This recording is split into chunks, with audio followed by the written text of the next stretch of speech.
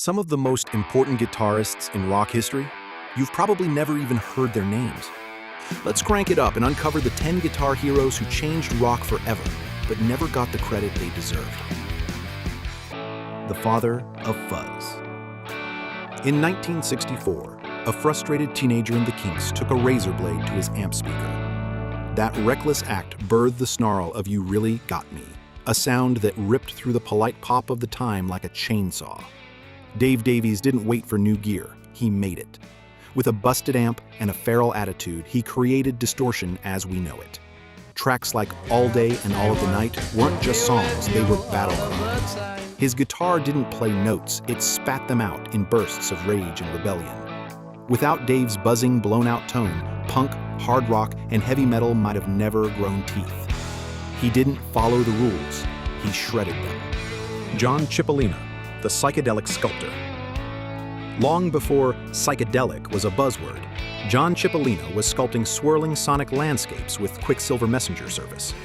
His weapon? A custom amp stack stacked with tremolo and reverb. His style? Controlled chaos.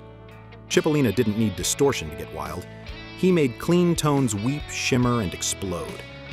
His leads on tracks like Pride of Man or Mona were melodic, vocal, and fearless.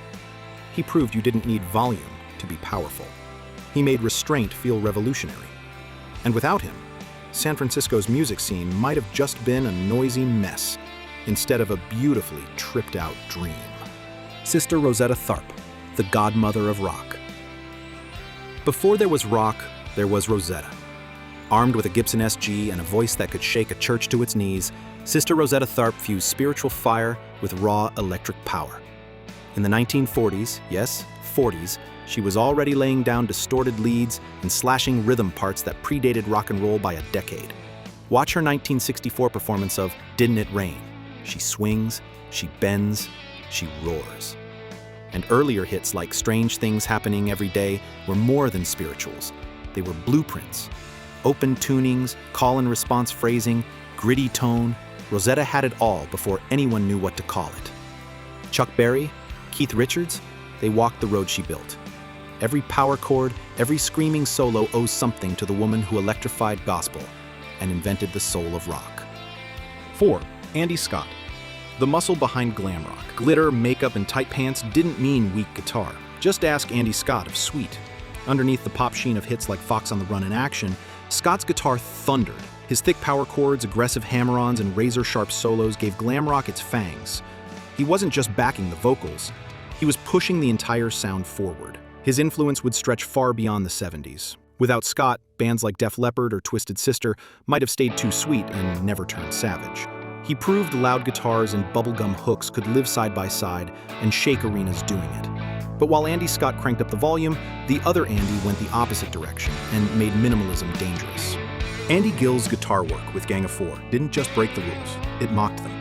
His jagged, stabbing riffs on songs like Damaged Goods and To Hell with Poverty sound like they're slicing steel. He left space where others filled it, turning rhythm and silence into weapons. Forget blues progressions, Gill used tension, dissonance, pure confrontation. His dry, percussive tone influenced the entire post-punk explosion and laid the groundwork for alternative giants like R.E.M., Red Hot Chili Peppers, and Franz Ferdinand. He didn't want you to dance, he wanted you to twitch. But not every revolution is loud. Some are quiet and unforgettable. Before Stevie and Lindsay, Fleetwood Mac had Danny Kirwan. His guitar didn't scream, it sighed. Tracks like Albatross and Dragonfly showcase a player in full control of mood, tone, and melody. His playing was clean, lyrical, and emotionally rich. Never flashy, always beautiful. Kirwan was the bridge from British blues to the softer, more polished sound that would launch Mac into the stratosphere. Without him, Rumors might have sounded completely different, and the blueprint for soft rock may never have been written. Ricky Wilson didn't just think outside the box, he torched it. With the B-52s, Wilson used alternate tunings and even removed strings from his guitar entirely to build bizarre, twitchy riffs. Rock Lobster sounds like surf rock from another planet. No bass? No problem. His jagged rhythm lines filled the space like nothing else. On tracks like Private Idaho, Wilson's weird, wiry parts turned dance rock into chaos you could groove to. He proved guitar didn't have to follow the rules. It could be weird, fun, and totally alien. Alternative and indie rock owe him more than they'll ever admit. From quirky grooves to cerebral precision, punk had another gear to shift into. While Tom Verlaine gets most of the spotlight, Richard Lloyd's guitar work is the secret sauce.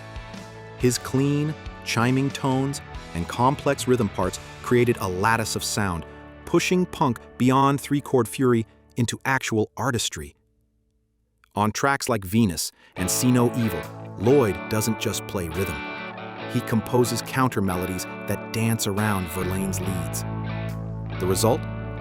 Punk that sounds like architecture. He showed punk could be beautiful and brainy without losing edge. By 25, Tommy Bolin had already done more than most guitarists dream of. He laid down ferocious jazz fusion with Billy Cobham on Spectrum, replaced Ritchie Blackmore in Deep Purple, and dropped a solo album, Teaser, that blended funk, blues, psych, and hard rock without missing a beat. Listen to Quadrant 4, and you'll hear lightning-fast jazz runs. Switch to Comin' Home, and get hit with thick, groovy swagger. He wasn't showing off, he was exploring. Bolin made boundaries irrelevant. And though his life was tragically short, his musical legacy is boundless. But some legends don't dazzle. They quietly define the sound of a generation. You've heard Mike Campbell, even if you don't know his name. As Tom Petty's right-hand man, Campbell shaped the sound of American rock radio.